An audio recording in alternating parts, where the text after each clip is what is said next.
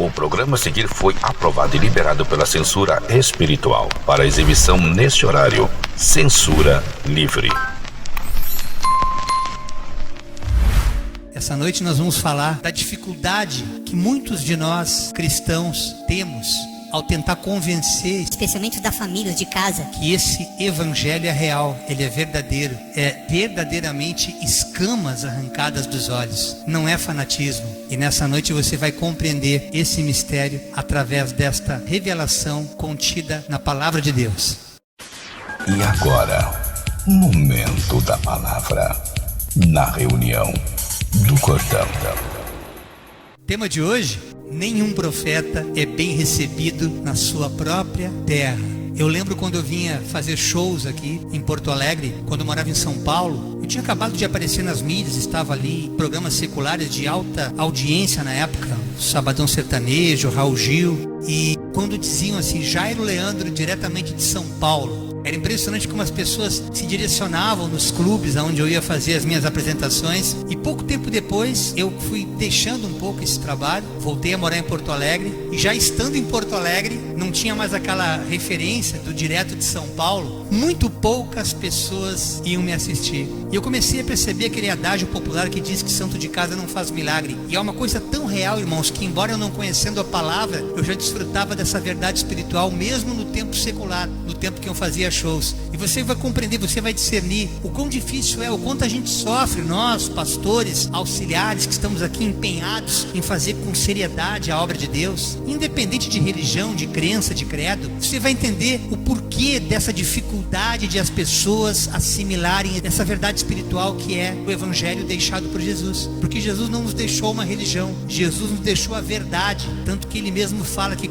ao conhecer essa verdade, a humanidade seria liberta. Mas nem todos, porque nem todos querem essa verdade. Então é a partir desse princípio espiritual que eu começo a ministração de hoje, na segunda carta do apóstolo Paulo ao povo de Corinto, capítulo 4, versículo 4. O Deus deste século, também conhecido como Satanás, o Deus deste mundo, em outras versões, cegou a mente, o entendimento, a compreensão daqueles que não creem, para que eles não consigam ver a luz das boas novas, não entendendo esta mensagem, ou seja, para que não lhe resplandeça a luz do evangelho. A respeito do quê? A respeito da glória desse poder de Cristo, que é a imagem do próprio Deus. Há cerca de 700 anos antes do nascimento de Jesus Cristo, o profeta Isaías já tinha tido essa revelação para que nós pudéssemos entender mais tarde o que o próprio Jesus replicou. O que Isaías falou naquela época? Veja o capítulo 61 do livro do profeta Isaías, versículos de 1 a 3. Quando ele, numa visão espiritual, ele discerniu, sem saber em que tempo aconteceria esse mistério. O Espírito do Senhor Deus está sobre mim,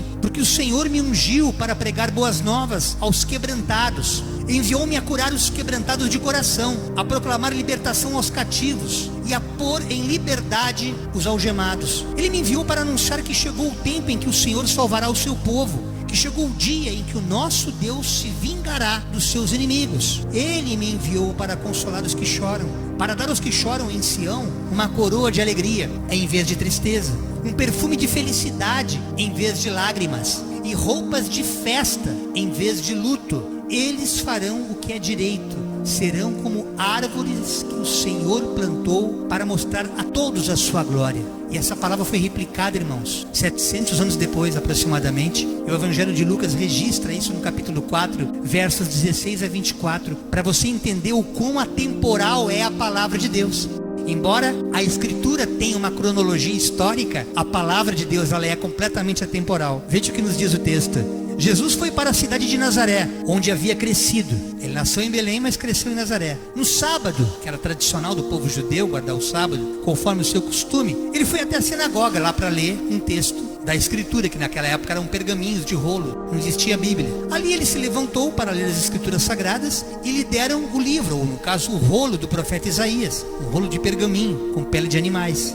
Ele abriu aquele rolo, aquele livro, e encontrou o lugar onde está escrito bem assim: o Senhor me deu o seu Espírito. Ele me escolheu para levar boas notícias aos pobres e me enviou para anunciar a liberdade aos presos, aos cativos, dar vista aos cegos, não somente aqueles que têm cegueira de catarata ou de glaucoma, mas a cegueira quanto ao entendimento, quanto à compreensão, libertar os que estão sendo oprimidos, Aquela opressão não apenas física, mas também espiritual. Não apenas a opressão que o próprio homem cria entre seus irmãos, mas também aquela opressão que vem do próprio Satanás. E anunciar que chegou o tempo em que o Senhor salvará o seu povo. Jesus fechou o livro, entregou-o para o ajudante da sinagoga e sentou-se. Ficou um tempo calado, meditando, refletindo, observando a reação daquele povo. Você vai parar um pouquinho. Que história é essa? Ele está lendo aqui Isaías, que hoje é o capítulo 61, e vem dizer que hoje está se cumprindo esse mistério. No primeiro momento, todos começaram a elogiar Jesus, admirados com a sua maneira agradável e simpática de falar. E diziam, ele não é o filho de José? Primeiro estava observando aquela maravilha daquela palavra, até que daqui a pouquinho a natureza humana gritou mais alto. Então, para um pouquinho, toda essa sabedoria, mas que negócio é esse? Esse é o filho de José, da Maria, irmão do Tiago. Não, a gente conhece a família dele e já começa a denegrir aquele comportamento. Então Jesus disse, sem dúvida, vocês vão repetir para mim o ditado, médico, cure-se a você mesmo. E também vão dizer, nós sabemos de tudo o que você fez em Cafarnaum, mas as mesmas coisas aqui na sua própria cidade. Continuou, eu afirmo a vocês que isto é verdade. Nenhum profeta é bem recebido na sua própria terra. Vocês vão me enxergar aqui apenas como filho do José e da Maria. Vocês não vão me enxergar como Cristo. Tanto que ali, no Evangelho de João, no capítulo 1, versículo 46, Natanael, certa feita, perguntou, será que pode sair alguma coisa boa lá de Nazaré? E aí o Filipe respondeu para ele, vai lá e vê, vem e vê. Pode vir alguma coisa boa de Sapucaia? Pode vir alguma coisa boa ali de Porto Alegre? Pode vir alguma coisa boa lá de Viamão? Vem e vê. Começa a observar o Cristo presente nas nossas vidas, que é o que a palavra nos fala hoje, e você vai discernir que não somos mais nós falando, mas o Cristo que habita em nós. Tanto que o próprio Jesus, ali no Evangelho de Marcos capítulo 6, versículos 5 e 6, Jesus não pôde fazer ali nenhum milagre, exceto impor as mãos em alguns doentes e curá-los, e ficou admirado por causa da incredulidade deles. Jesus passou a percorrer os povoados ensinando. Aconteceu comigo alguns anos atrás, antes da gente ter o cordão de 3 dobras, pouco tempo depois de convertido. Por misericórdia de Deus, surgiram alguns convites para eu ir louvar em outras cidades. Ainda não tinha esse trabalho, nem mesmo musical com o cordão, mas eu estava membrado numa igreja pentecostal na época, aquelas que expediam cartas para a gente poder ir nos lugares, e a carta não tinha mais onde colocar a assinatura, porque é a coisa incrível que Deus fez naquela época, para mostrar que além do louvor, Ele queria também me usar na palavra. Eu não tinha a menor percepção disso. Eu achava que a palavra era uma isca para eu poder apresentar o louvor, quando na verdade é o contrário, foi e está sendo o contrário. O louvor é o que atrai para que as pessoas deem atenção ao que realmente salva, ao que realmente importa, ao que realmente interessa, para que nós conheçamos o mundo espiritual ainda aqui nesse tempo, ainda aqui nessa existência, ainda aqui nesse plano físico que a gente está vivendo. E ali surgiu um convite de um pastor para eu ir até o Piauí ministrar a palavra, e Deus começou a me dar intuições, irmãos, e eu falava achando que era coisa da minha cabeça, e era Deus se desenrolando. Eu não estou aqui obviamente para me exaltar, e eu fui entendendo depois que eu conheci esse versículo, os milagres que Deus fez naquele lugar, aonde Deus me usou naquela cidade. E eu vim entender essa passagem de Jesus, quando Ele declara que na sua própria terra, você é tratado com indiferença. Os mais próximos da gente têm dificuldade de estar em comunhão com a gente, especialmente os da família. Muitas vezes a gente quer falar de Jesus para mãe, para pai, para irmão, para tio, para tia, para vizinho, para parente, e as pessoas falam assim, esse cara ficou doido agora, largou a música, tava lá no Raul Gil, no Gugu, música e novela, pronto para alavancar uma carreira e resolve ser crente, resolve ser evangélico. Mas só quem passa por esse processo de separação, que não somos nós quem nos separamos, mas Deus que nos separa, não somos nós que o escolhemos, Ele é quem nos escolhe, Ele é quem nos nomeia para que a gente vá e dê fruto, a fim de que tudo que a gente pede ao Pai em nome do Filho, Ele nos concede. E a gente vai vendo a diferença, irmãos, daquele que realmente serve esse Deus para aquele que ignora. Então, nessa mesma forma, nessa mesma visão que Jesus passou a percorrer os povoados, ensinando, e as pessoas às quais Ele ensinava em outros povos distantes de onde Ele cresceu, de onde Ele morou, ou diante de onde Ele praticamente habitou por um tempo, as pessoas davam mais crédito à mensagem que Ele pregava do que aqueles de Nazaré. E a gente vem entender o que acontece hoje também. Infelizmente, quando aqui no Sul a gente está fazendo um trabalho maravilhoso, a gente vê a resposta imediata através dos vídeos que nós postamos no nosso canal no YouTube, de pessoas fora aqui do Rio Grande do Sul, quando aqueles daqui muitas vezes sequer assistem. O Jairo, é mais uma palavra. Como a pastora disse no começo hoje, Eu já vi na reunião do cordão, é a mesma palavra que ele pregou, não vou assistir nada. e você vai percebendo, irmãos, aquela dificuldade, aquela falta de compreensão espiritual, que a Bíblia fala, que a boca fala daquilo que o coração está cheio. Quando você se enche dessa verdade, se enche desse conhecimento, automaticamente essa palavra vem à tona. Abriu a boca, a palavra já está na boca. E é interessante, irmãos, que a gente passa para analisar aonde Paulo escreveu 60 anos, aproximadamente depois de Cristo, 62 anos, ali em Colossenses, Tessalonicenses, Romanos, tantas cartas que ele escreveu, e a gente vai comparando o Evangelho, e a gente vai vendo uma similaridade que mesmo aqueles que não conviveram com Jesus, mesmo aqueles que sequer conheceram os profetas, como o profeta Isaías, a palavra, por ela ser atemporal, Deus permite que nós a experimentemos em tempos vindouros, para que se cumpra verdadeiramente a vontade do Senhor. O verbo, ele é eterno, ele é princípio e fim. Então o que a gente prega aqui, embora estando contido dentro de um livro chamado Bíblia, esse conteúdo que está dentro da Escritura, é Deus falando. Eu costumo dizer que é um WhatsApp celestial. E você para ver, por exemplo, ali o Evangelho de Lucas, capítulo 12, versos 52 e 53. Porque daqui em diante, uma família, por exemplo, com 5 pessoas ficará dividida. Olha Jesus botando confusão aqui nas famílias. 3 contra 2 e 2 contra 3. Os pais vão ficar contra os filhos e os filhos contra os pais. As mães vão ficar contra as filhas e as filhas contra as mães.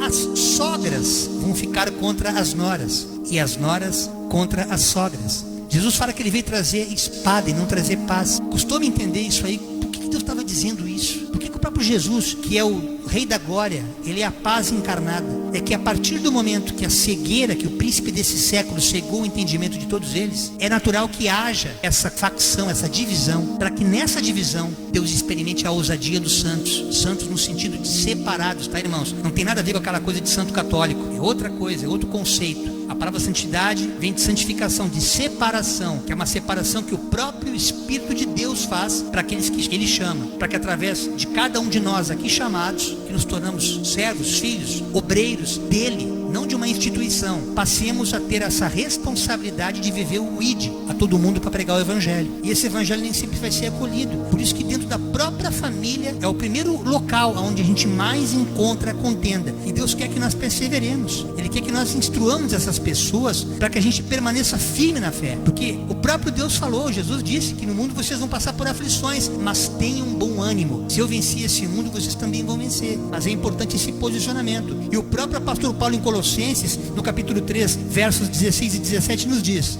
que a palavra de Cristo habite ricamente em vocês. Se essa palavra não tiver, você não vai entender nada, e muito menos aqueles que vão ouvir de você. Instruam e aconselhem-se mutuamente em toda sabedoria, louvando a Deus com salmos, hinos e cânticos espirituais, com gratidão no coração, não revoltados. E tudo que fizerem, seja em palavra, seja em ação, façam sempre em nome do Senhor Jesus, dando por ele graças a Deus Pai. Tudo que a gente faz tem que ser em nome dele. Há pessoas que às vezes usam essa expressão em nome de Jesus. Fala em nome de Jesus. E vira um chavão, vira uma mesmice, vira até fruto de deboche das pessoas incautas, das pessoas que não entendem o quão sério é você falar esse nome. Porque é poder liberado do mundo espiritual quando você, debaixo dessa compreensão, debaixo desse entendimento, ao entender que Jesus é Senhor, só em nome dele, ele é o único advogado, ele é o único mediador, somente através dele que esse poder se manifesta, e muitas vezes é necessária a provação, a ferida, a enfermidade, para que no quebrantamento o ser humano se desarme e o Espírito passe a fazer morada naquele coração, porque Deus não quer que ninguém se perca, Ele não tem prazer que nenhum de nós nos percamos. Mas a partir do momento que santo de casa não faz milagre, a partir do momento que profeta em sua terra não tem honra, nos versículos 23 e 24 do mesmo Colossenses capítulo 3, diz a Escritura: tudo o que fizerem, façam de todo o coração, como se fosse para o Senhor e não para os homens, sabendo que vocês receberão do Senhor a recompensa da herança, pois é a Cristo, o Senhor, a quem vocês servem. Essa palavra, eu costumo comentar com os irmãos, é o que mais me motiva a continuar pregando o Evangelho, mesmo diante da indiferença de muitos, mesmo diante do desprezo, da ignorância, no sentido de ignorar, de não querer tomar parte, de não querer compreender o mistério que é do congregar, o mistério que é do ser igreja, quando na maioria, muitos irmãos em Cristo preferem estar dentro de um estabelecimento religioso, comumente chamado de igreja, mas aonde o Espírito se ausentou faz muito tempo, e Jesus mesmo deixou claro: sai dela, povo meu. João já falava isso também ali em Apocalipse. Sai fora. Sai fora. Sai fora. Eu não estou nesses lugares. Não como desse mesmo prato, dessa mesma mesa deles. Não compartilhe disso, sai de lá. Porque eu não habito em templos feitos por mãos humanas. E diante de tanto ensino, de tanta consciência, a gente vai vendo a verdade espiritual revelada através da palavra. E a gente vai discernindo o joio do trigo, as ovelhas dos lobos, os homens dos meninos. Paulo fala em Romanos, no capítulo 1, versos 20 e 21. Quando ele escreveu, também percorrendo povoados, ele estava ali em Corinto, e ali de Corinto ele escreveu essa carta aos Romanos. Desde que Deus criou o mundo, as suas qualidades invisíveis, isto é, o seu poder eterno e a sua natureza divina, têm sido vistas claramente. As qualidades invisíveis estão sendo vistas pela fé. Os seres humanos podem ver tudo isso nas coisas que Deus tem feito. E, portanto, eles não têm desculpa nenhuma. Não me vem com churumela dizer que Deus não me vê, Deus não me ama mais. como alguns irmãos me ligam murmurando muitas vezes, Ah, pastor, aconteceu tal coisa, Deus não me ama. é tu que está sendo relapso com o teu chamado. Porque muitos são chamados, mas poucos são os escolhidos. E por que Deus não me escolhe, Senhor? Porque tu ignorou e tem ignorado e tem desprezado o teu chamado. Você quer que Deus se afinize segundo a tua imagem e a tua semelhança. Quando na verdade nós, enquanto natureza caída, para que nós nos tornemos filhos de Deus, nós temos que andar em obediência, em subserviência ao Deus Todo-Poderoso, segundo a imagem e semelhança dele que é Deus, dele que é Senhor, dele que é Criador. E Paulo deixa muito claro aqui, eles sabem quem Deus é. Você sabe quem é Deus, né? Não quer nada com ele, tudo bem, é o teu livre-arbítrio, a tua escolha, mas não lhe dão a glória que ele merece e não lhe são agradecidos. Você senta na mesa para encher o bucho, vai pro teu trabalho. É pela força do meu braço que eu vou ganhar meu suor hoje. Não tem que agradecer ninguém. Se eu não fizer, ninguém faz. Deus vai ter tempo pra mim. E na tua presunção, na tua arrogância, na tua prepotência, na tua soberba, tu vai tropeçando na vida e depois fica te coitadificando. Vitimismo, fazendo de coitadinho, achando que Deus te abandonou, quando na verdade tu não estás agindo diante do plano dele. Porque já que tu despreza aqueles que te instruem, aqueles que são próximos, justamente por essa verdade espiritual, infelizmente ser real, porque há coisas no plano espiritual que a gente sabe que é assim, a gente tem que se contentar. Eu falo para as nossas irmãs e irmãos aqui, que às vezes vêm aqui bem nervosos, Eu tô falando pra ela, parece que eu tô falando com uma parede, com uma pedra. é assim mesmo, e vai ficar pior, irmão, que no final dos tempos, a apostasia, o esfriamento da fé, você vai ver que a humanidade cada vez mais está se diluindo, está virando uma pasta, porque ela não tem vontade de verdadeiramente saber quem é esse Deus. Pelo contrário, os seus pensamentos se tornaram tolos, e a sua mente vazia está coberta de escuridão. Oh, carta abençoada esta que Paulo escreveu ao povo de Roma. Coisa maravilhosa. Portanto, irmãos, nessa noite, aos incrédulos de plantão que nos ouvem aqui, nesse momento da palavra, hoje, aproximadamente 2025 anos depois de Cristo, depois daqueles eventos descritos aqui em Isaías, nas cartas paulinas e nos evangelhos, nós aqui do Cordão nessa noite replicamos a mesma mensagem atemporal contida em cada um deles. Porque Deus quer deixar uma mensagem clara para você, que você pregue esse evangelho, mas apenas pregue. Não tenha a presunção, a prepotência de querer convencer as pessoas dessa verdade espiritual que você já experienciou, porque não adianta. A dureza de coração da nossa família, da nossa parentela, dos amigos e mesmo aqueles tantos que a gente sequer conhece, que chegam quebrantados, como costuma dizer o pastor, com a unha encravada. A gente desencrava a unha espiritual deles, eles seguem a vida, seguem o fluxo, como se nada tivesse acontecido, porque não conseguem se converter. Eles deliberadamente decidiram andar assim, como crianças, como cegos, choram, esbravejam, murmuram no momento da calamidade, mas não sabem buscar aquele que pode verdadeiramente arrancá-lo daquela situação. Tanto que o Evangelho de João, capítulo 16, verso 8, nos diz: quando ele, o Senhor Jesus, vier, quando ele voltar, ele convencerá o mundo do seu pecado, da justiça e do juízo de Deus. Não tem outro que vai convencer. Por mais que a gente tenha o vernáculo, por mais que a gente tenha o dom da palavra, por mais que a gente tenha eloquência, por mais que eu tenha cuidado em cada palavra que eu falo e depois analisar pontualmente cada coisa no seu lugar no momento da edição, para que ali no YouTube seja eternizada aquela mensagem e não tenha uma interpretação dúbia, eu não consigo te convencer. Se o teu coração deliberadamente está blindado para entender essa verdade, porque a partir do momento que você me vê, Ali é o filho do Ivo da Selma. como Jesus foi visto, ali é o filho do José e da Maria, por mais que nós impusemos as mãos em alguns, não vai ter cura. Muitos poucos foram curados, Jesus disse. Ele ficou admirado, como ele registrou em Marcos, tamanha incredulidade, tantos sinais que já aconteceram,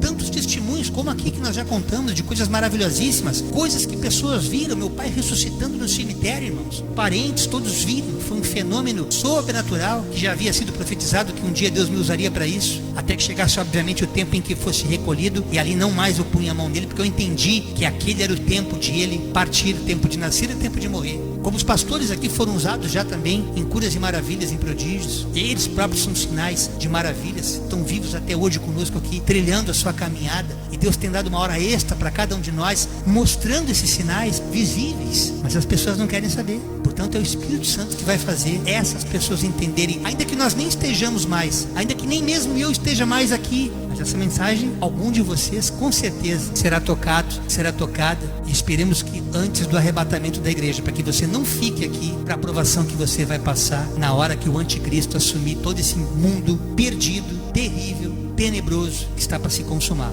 Mesmo Paulo, o apóstolo, na carta aos Colossenses, no capítulo 4, verso 2, ele orienta a sua igreja, orienta os seus irmãos: dediquem-se à oração, estejam alertas e sejam sempre agradecidos. Como ele fala em Tessalonicenses, orar sem cessar, deem graças por tudo.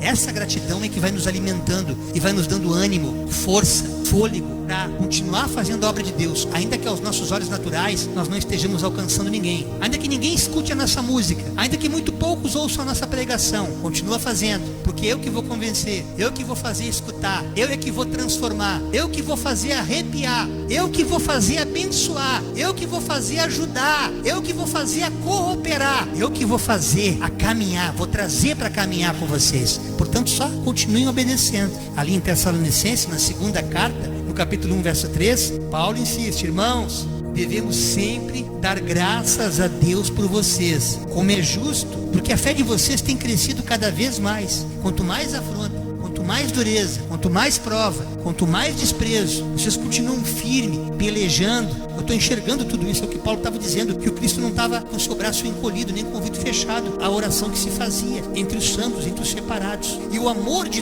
todos vocês, uns pelos outros, tem transbordado. Entendeu por que é importante a gente primeiro buscar os domésticos da fé? Porque é através dessa koinonia, desta comunhão, que nós nos fortalecemos como corpo, como igreja, para que esses, para quem você está pregando, para quem você está testemunhando, para quem você está se desgastando, a princípio se fazendo até de tolo, de tonto, não é em vão a pregação. A obra de Deus jamais será em vão. Haverá um tempo que essa semente vai frutificar, seja pelo amor ou seja pela dor. Deus não quer que nenhum daqueles pelos quais nós intercedemos, não quer que nenhum deles se percam. Tanto que Paulo fala ali em Efésios, no capítulo 1, versos 15 e 16: por essa razão, desde que eu ouvi falar da fé que vocês têm no Senhor Jesus e do amor que demonstram para com todos os santos, não cesso de dar graças a Deus por vocês, mencionando-os nas minhas orações. Olha a importância que é orarmos uns pelos outros. Quando você sai para fazer a obra sozinho, você que é obreiro, eu tenho Jesus comigo. Você só vai na sua igreja lá em dia de culto, em dia de consagração, de vez em quando, Santa Ceia, quem sabe, mas você se sente igreja, porque você dá a sua oferta e seu dízimo lá. Tô bem com Deus, paguei meu cabê. Não é bem assim, irmão. Se você na sua casa, se você no seu dia a dia, se você não tem a prática da oração, não tem comunhão, você não fala com seus irmãos, não manda sequer uma mensagem para saber como é que tá, nada, você não tá nem aí, irmão. Você fica naquela do tô nem aí, tô nem aí. E não tá nem aí para ninguém, cada um no seu quadrado, cada um com seus problemas, e diz que é cristão, e diz que é evangélico. Pode até ser, mas servo de Deus você não é. Porque a partir do momento que teu coração endurece, mesmo conhecendo essa verdade espiritual, aqui Paulo fala muito claro, é vocês que estão buscando, vocês que estão orando uns pelos outros, é para vocês essa palavra. Eu não cesso de dar graças a Deus por vocês. Ele falou para o povo colossense, de Tessalonicenses, povo de Éfeso, e ele não deixava de orientar cada uma daquelas igrejas para que eles continuassem orando, continuassem buscando, porque o próprio Tiago, no capítulo 5, verso 16, ele nos instrui. Aqui eu encerro essa mensagem de hoje: oremos uns pelos outros, confessando as mancadas que a gente dá, as pisadas de bola, os nossos pecados, para que a nossa oração tenha eficácia depois do perdão de Cristo. Porque a partir do momento nós, enquanto corpo, vamos nos confessando, não como um confessionário religioso, como aquela religião faz, não, mas nós, enquanto irmãos, vamos nos desabafando. Olha, eu fiz uma bobagem aqui, eu estou arrependido. E nós, como autoridade, podemos interceder em favor daquela pessoa, daquele irmão, daquela irmã arrependido. Automaticamente aquela pessoa ela é pacificada. Espiritual, irmão, isso é real. Não há mais nenhuma condenação. nenhum jugo mais está sobre ela. E nessa noite, você entendeu que para sermos curados dos traumas oriundos da indiferença, do desprezo daqueles que amamos, diante do Evangelho do Senhor Jesus Cristo, nós precisamos estar permanentemente orando uns pelos outros, já que nesse local onde nós moramos, já que nessa região da terra, aonde nós praticamente somos tratados como os de casa, não temos honra alguma, Deus todavia está vendo cada atitude, cada oração, cada ação que praticamos, e é Ele que nos honra, é Ele que nos justifica, e é Ele que nos brinda com seu galardão, primeiramente a salvação, em segundo momento, já nessa existência, condições para, ainda que passemos por aflições, desfrutarmos o melhor desta terra. Vem ser igreja, vem ser corpo, e procure confiar na palavra de Deus, ainda que nós, como profetas desta terra, sem valor para muitos, a palavra que nós portamos não vem de nós, vem dele, que é o autor e consumador da nossa fé. Esta foi a mensagem espiritual e reveladora que Deus colocou no meu coração neste dia 2 de abril do ano de 2025, na reunião do Cordão.